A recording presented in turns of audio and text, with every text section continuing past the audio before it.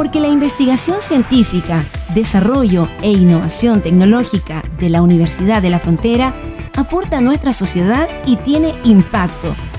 Esto es Impacto UFRO en el Café Científico. A comienzos de abril, cuando las cifras de contagios por COVID-19 en nuestra región aumentaban considerablemente, surgió por parte del Ministerio de Ciencia, Tecnología, Conocimiento e Innovación la idea de sumar al diagnóstico de COVID a laboratorios universitarios.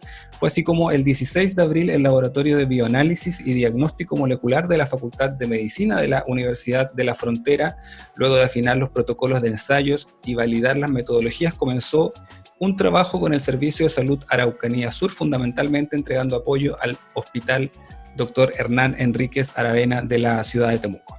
Para hablar sobre el rol de este laboratorio de investigación en el diagnóstico de COVID-19, nos acompaña, como ya habíamos mencionado anteriormente, el doctor Álvaro Cerda, director del laboratorio, y la doctora Carmen Gloria Ile, investigadora de nuestra universidad. Álvaro, Carmen, hola. Gracias por acompañarnos hoy día en el Café Científico. Muchas gracias por la invitación, Alex.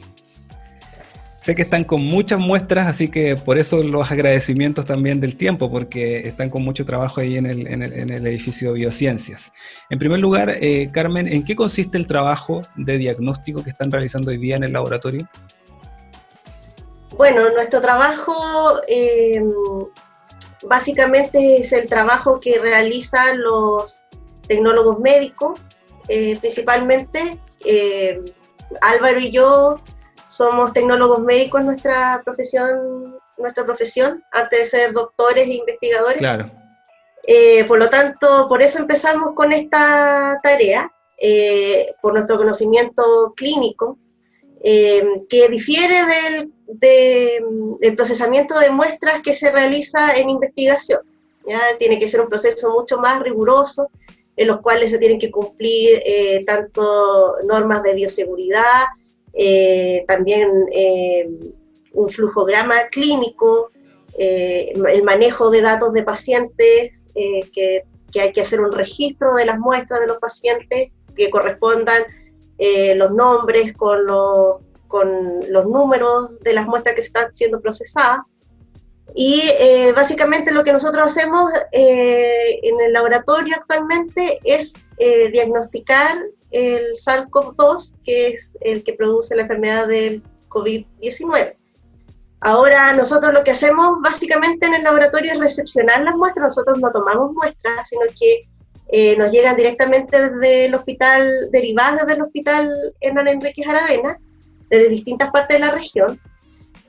Tenemos que hacer un proceso en el cual ingresamos estas muestras a una base de datos y posteriormente hacer un procesamiento por etapas, en el cual hay primero un procesamiento de la separación de la muestra, para decirlo de una forma sencilla, poder aislar un poco más el virus, separarlo de las células del ser humano, y posteriormente extraer los ácidos nucleicos, específicamente el ARN del virus, y después se realiza la conversión de este ARN en ADN, y luego una amplificación mediante PCR.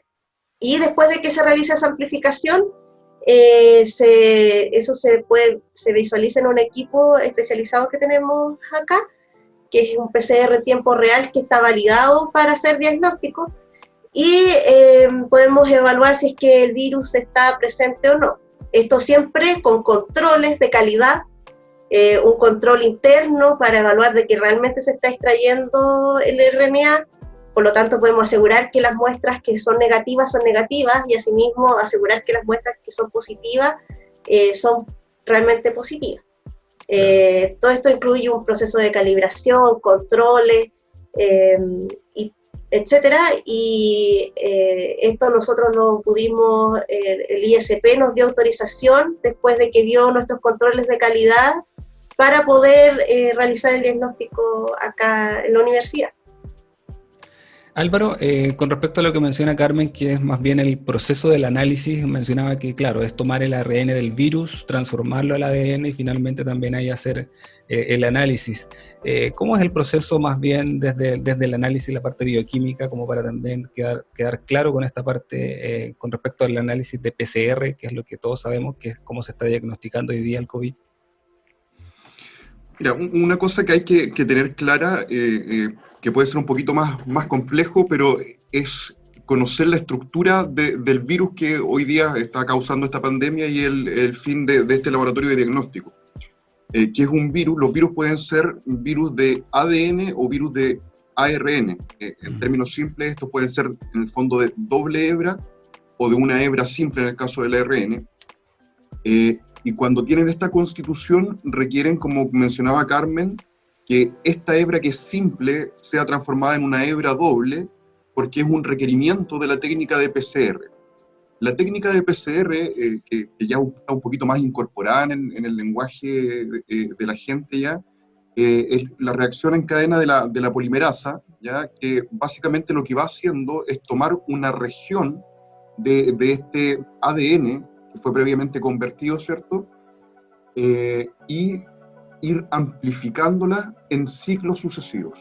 Entonces lo que nosotros hacemos mediante esta técnica es ir amplificando una región del material genético del virus y a través de este equipo que mencionaba Carmen, que es el PCR en tiempo real, como lo dice la misma palabra en su nombre, ¿cierto? Nosotros vamos en tiempo real acompañando esta amplificación del material genético, donde va incorporado un elemento, ¿cierto?, que nos permite visualizar, en este caso un elemento que es fluorescente, y no va siendo detectado en el equipo y nos permite detectar cuando existe la presencia de material genético específico del virus. Ya, perfecto, ahí queda clarito.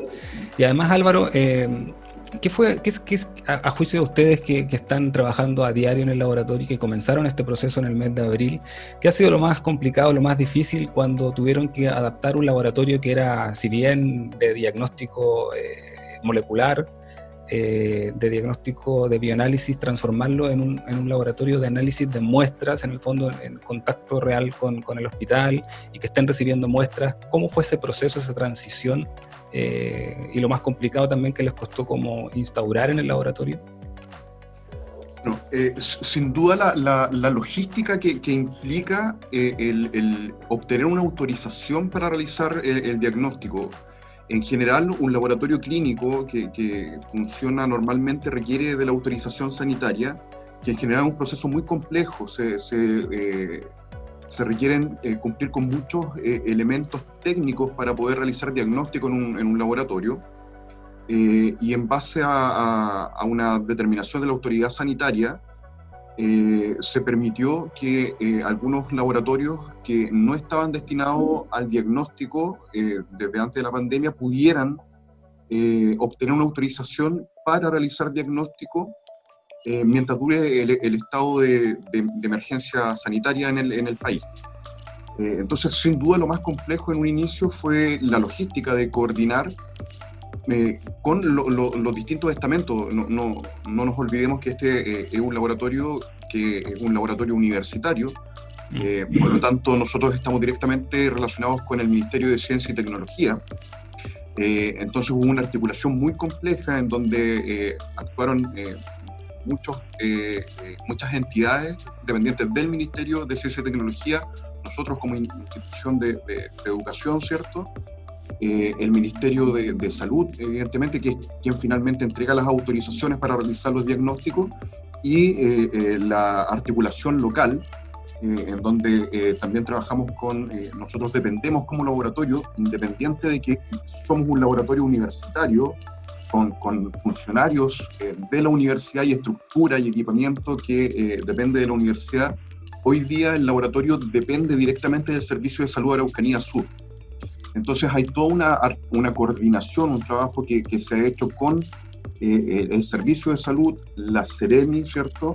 Y los ministerios propiamente tal, además de otras coordinaciones que fueron requeridas para poder montar el laboratorio. Entonces, sin duda la complejidad de la coordinación para poder actuar en el diagnóstico fue lo más complejo, además del tiempo, o sea, recordando, nosotros empezamos a trabajar, obtuvimos nuestra autorización sanitaria a comienzos de abril, ¿ya? Y empezamos a hacer diagnóstico la segunda semana de abril. Y fue un trabajo que se comenzó a desarrollar a fines de marzo, entonces nosotros en tiempo récord, me atrevería a decir, reestructuramos el laboratorio y obtuvimos una autorización sanitaria para poder trabajar con fines diagnósticos, que evidentemente se hizo en muy corto periodo de tiempo y con muy buenos resultados. Carmen, en general un laboratorio clínico, además de análisis molecular, tiene protocolos de bioseguridad que están establecidos, por lo tanto, probablemente esa parte está un poco solucionada desde un comienzo, pero el hecho de trabajar con muestras que provienen de un virus que produjo una pandemia mundial debe tener algo que por supuesto nos hace tener mayor cuidado y mayores precauciones. ¿Cómo son en general las medidas sanitarias que están hoy día instaladas en el laboratorio y que también resguarden la seguridad de quienes están trabajando y manipulando las muestras? Sí, bueno, toda muestra o todas las personas que trabajan con muestras clínicas, siempre uno tiene que asumir que la muestra es potencialmente infecciosa. Uno no conoce la procedencia o las infecciones que pueda tener el paciente. Pero en este caso particular, nosotros tenemos que utilizar los mismos protocolos de bioseguridad que están instaurados en todas partes para el manejo de muestras, entre ellos el uso de los elementos de protección personal, ¿ya? Esa es la primera barrera que nosotros tenemos para protegernos nosotros. Primero utilizamos trajes clínicos, o sea, no utilizamos nuestra ropa de calle, sino que usamos un traje que nos mandan del hospital. Después usamos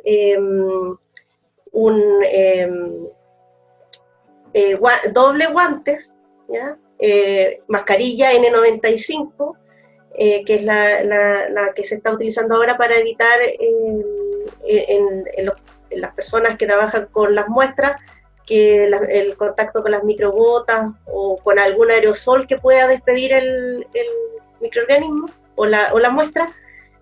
También con pecheras plásticas, protector facial, también nos cubrimos el pelo, ¿ya?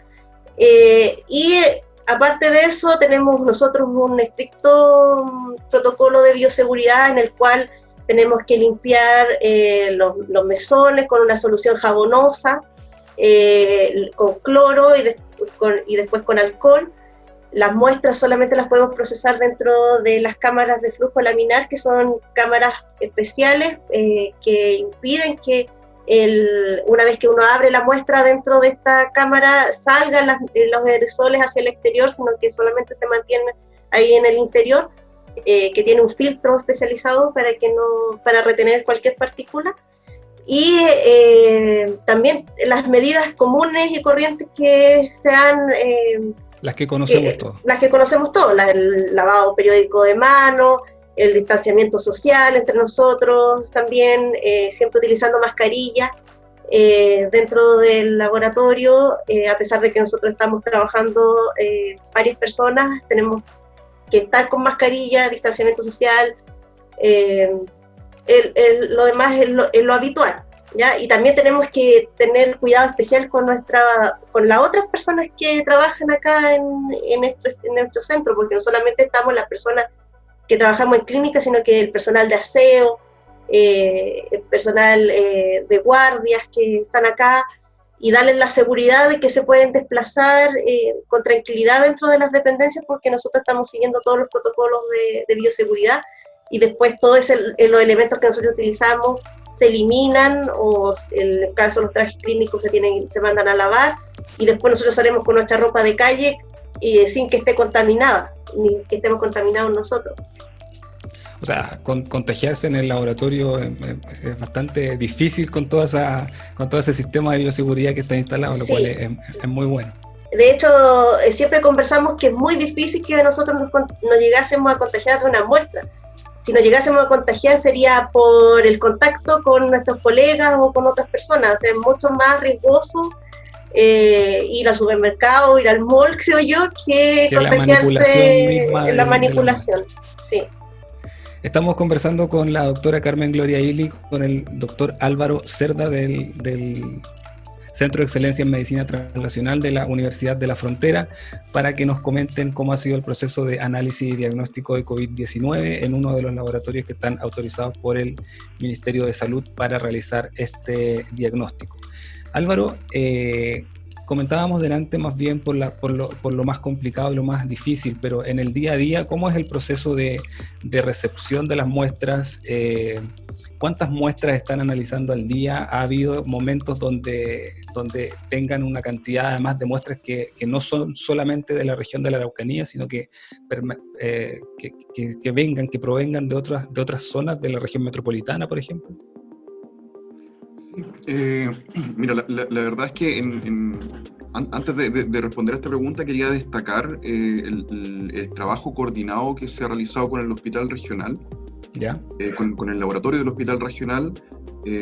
Al comienzo Carmen comentaba sobre algunos detalles sobre el procesamiento de la muestra, y en el laboratorio clínico cualquier muestra que es analizada siempre tiene una fase que es preanalítica, una fase que es analítica, que es el procedimiento que se explicó en detalle propiamente tal, y una fase post-analítica que tiene que ver con todos los controles de calidad implicados desde que se analiza una muestra hasta que se emite un resultado, ¿ya? Aunque sorprenda, los principales errores en el laboratorio están en las fases preanalítica y post-analítica, más allá de la fase analítica. Y eso se atribuye principalmente a los controles de calidad, que son mucho más eficientes y mucho más rigurosos en la fase analítica que en las fases pre y post-analítica, cosa que se ha ido mejorando mucho con sistemas de control de calidad y de manejo de información, de administración de información en el laboratorio. Y eso es algo que nosotros tenemos que agradecer a la coordinación que hemos podido trabajar, ¿cierto?, con referentes del Servicio de Salud y del Hospital Regional, en donde ellos se hacen cargo de la evaluación preanalítica de las muestras. Entonces nosotros ya recibimos una muestra que viene ya con un proceso preanalítico realizado.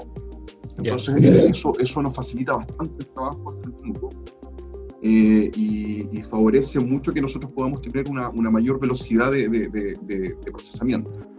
Respecto a lo que preguntabas, hoy día nosotros tenemos una capacidad informada de trabajo de 150 muestras diarias, lo cual es bastante variable, ¿ya? En algunos minutos hemos llegado a procesar sobre 250, 300 muestras en el minuto que se nos ha requerido. Como tú mencionabas, ¿cierto? En algún minuto, cuando Santiago o en la región metropolitana hubo un alza considerable de casos, definitivamente se desbordó la capacidad de diagnóstico que había en la región metropolitana, y varios laboratorios de regiones, principalmente laboratorios universitarios, asumieron, ¿cierto?, parte de las muestras que estaban en déficit, donde no había capacidad de análisis, y estuvimos algunas semanas en donde estuvimos trabajando con bastantes muestras provenientes de la región metropolitana, del Servicio de Salud Metropolitano Norte y Occidente también. Y bueno, en ese sentido hubo que tener un gran poder de adaptación también, porque como yo te comentaba, veníamos nosotros trabajando con un sistema en donde trabajamos de forma coordinada, que es lo que existe hoy con el Hospital Regional. Sin embargo, durante esas semanas tuvimos que adaptarnos a una nueva plataforma de administración de los datos y de informes también, que es una plataforma que en ese minuto estaba en desarrollo, hoy día está ya un poquito más bien establecida, que es una plataforma que se creó también a partir de la red de laboratorios que entraron como laboratorios de apoyo de la red de laboratorios universitarios, y en donde el Ministerio de Salud aportó con el desarrollo de esta plataforma que facilitara, ¿cierto?, como te comentaba, todo lo que es la fase preanalítica y post-analítica. Entonces, sí, así como hemos apoyado a la resolución y al crecimiento de la capacidad diagnóstica en la región, hemos tenido que también apoyar a laboratorios de otras regiones, principalmente de la región metropolitana en su minuto. O sea, el hecho de que hayan bajado, por ejemplo, las muestras, los casos positivos en la región de la Araucanía no quiere decir o no es directamente proporcional a que exista una baja de muestras que llegan, por ejemplo, al laboratorio. Están recibiendo muestras de otros lugares de la región y del país también. Todo esto ha sido muy dinámico, Alex. Lo que pasa es que, por ejemplo, ahora ya están comenzando a aparecer algunas medidas de desconfinamiento en la región y se están avanzando en las etapas del programa paso a paso que se ha activado desde el Ministerio. A diferencia de lo que se podría pensar que la demanda por exámenes o por el diagnóstico disminuye porque haya una menor positividad, es completamente diferente. A nosotros se nos está solicitando hoy día que podamos crecer en la capacidad de diagnóstico, no solamente a nosotros como laboratorio, sino que a la región y referente a todos los laboratorios implicados en la capacidad de diagnóstico de SARS-CoV-2, se les está solicitando poder crecer en capacidad de diagnóstico. Básicamente porque a medida que van aumentando y van creciendo las actividades que se van siendo liberadas, por decirlo de alguna forma, la búsqueda que se tiene que realizar de casos va siendo incrementada. Entonces, la gente podría pensar que a medida que se va aumentando y van habiendo menos casos, hay menor necesidad de diagnóstico. Pero quisiera aclarar eso porque en realidad esto tiene que ser un esfuerzo recíproco, ¿cierto? Porque así como se van abriendo algunas medidas de desconfinamiento, la gente va a tener mayor libertad, obviamente, pero nosotros también solicitamos que esto sea como lo orienta, ¿cierto? Desde todas las entidades de investigación, de salud, a que se mantengan los cuidados, porque nosotros aún así tenemos que seguir cuidando, ¿cierto?, que ninguna de estas actividades que va siendo liberada se provoque algún brote o algún rebrote o se dispare en algún minuto. Por eso, hoy en día se está trabajando en un programa que es una búsqueda activa comunitaria. Ustedes habrán visto ya que en algunos lugares de la comuna se han establecido algunos puntos de toma de muestras. Sí. También a través de la Seremi, el Servicio de Salud, está también yendo atrás de realizar exámenes en la comunidad, ¿cierto? Para justamente evitar que se den estos tipos de rebrotes y que se pierda el control en algún minuto. O sea, claramente el rebrote es una posibilidad que está ahí, justamente como consecuencia de estas medidas de desconfinamiento. Por lo tanto, el trabajo en laboratorio de análisis se torna fundamental, aunque hoy día, en la actualidad, tengamos disminución de casos activos aquí en la región de la Araucanía. Carmen, ya, bueno, el tiempo pasa muy rápido para ir terminando. ¿Cómo ha sido, básicamente, cuáles son los desafíos que tienen en el laboratorio? Porque conversábamos al principio de la conversación, un laboratorio de investigación, hoy día es un laboratorio de análisis clínico que está aportando no solamente a nuestra región, sino a nuestro país también en una pandemia mundial. Sin embargo, me imagino que este avance también dentro de las funciones del laboratorio abre nuevas posibilidades para el desarrollo del mismo. Bueno, sí, nosotros tuvimos que reestructurar una sección un piso prácticamente de acá del edificio de biociencia, porque actualmente estamos ocupando 3 laboratorios para trabajar. Uno en el cual procesamos la muestra, la que proviene del paciente, después otro para extracción y otro después para el análisis de PCR. Ahora, eso porque tiene que tener un flujograma el análisis clínico, con los controles de calidad, etc. En este momento nosotros como laboratorio de acá del centro estamos un poco detenidos en la investigación. Estamos trabajando, además de los que estamos trabajando, que somos académicos o funcionarios de la Universidad de la Frontera, estamos trabajando en el laboratorio, pero también no hemos dejado de hacer nuestras actividades académicas. O sea, tenemos que hacer clases, enviar artículos científicos en los cuales estamos trabajando, proyectos. Enviar proyectos. Continuamos con esa labor, así que ha sido bastante pesado. Ahora lo que nos favorece todo esto es que también como Centro de Excelencia en Medicina Transnacional, uno de nuestros objetivos siempre ha sido llegar a la comunidad, que la persona de alguna forma nosotros podamos aportar a nuestra región y a nuestro país. Y uno de los sueños que siempre hemos tenido acá es tal vez instaurar algunas cosas diagnósticas. Con esto se nos abre un poco el camino, sobre todo, por ejemplo, en el caso de algunos laboratorios que hemos desarrollado kits de detección. Por ejemplo, en mi laboratorio en particular tenemos un kit de detección de virus papiloma humano, que tal vez después en un futuro podría aplicarse acá si es que pudiéramos llegar a tener alguna normativa por parte del ISP, al ver de que nosotros ya tenemos un manejo clínico. Pero también, para complementar tu pregunta, quisiera finalizar destacando la labor y felicitando a todos nuestros colegas tecnólogos médicos a lo largo del país, ya sea los que trabajan en clínica o los que estamos trabajando en la universidad, porque siempre los tecnólogos médicos no son visibles, no son la cara visible del área de la salud, siempre somos los que estamos en el laboratorio, entre comillas, escondidos, haciendo los exámenes, y creo que ahora nuestra labor es fundamental. Siempre lo ha sido, pero ahora se está demostrando que nuestra labor es fundamental y que es una labor que estamos ejerciendo con nuestro esfuerzo, con mucho generosidad hacia las personas, y sobre todo las personas de nuestro laboratorio que están trabajando acá sin una remuneración extra, sino que solamente por ayudar a la comunidad, que es lo que queremos finalmente.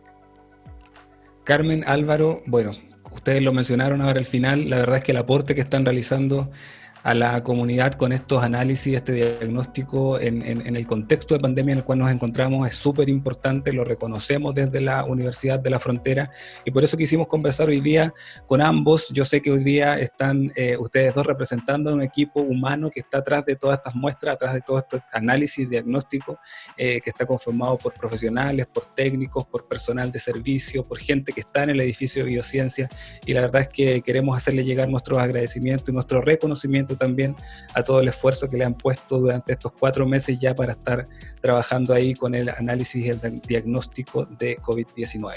Muchas gracias por el tiempo, Álvaro y Carmen. Yo sé que ha sido un día pesado, sí, probablemente con las muestras, pero es importante también contarle a la comunidad cómo es el proceso y cómo está aportando la Universidad de la Frontera a esta pandemia. Muchas gracias. Gracias, Alex. Gracias, Alex. Nosotros nos vemos en el episodio 8, la próxima semana, del Café Científico en Línea de la Universidad de la Frontera. Que estén muy bien, buenas noches. Terminamos el recuento científico de la semana.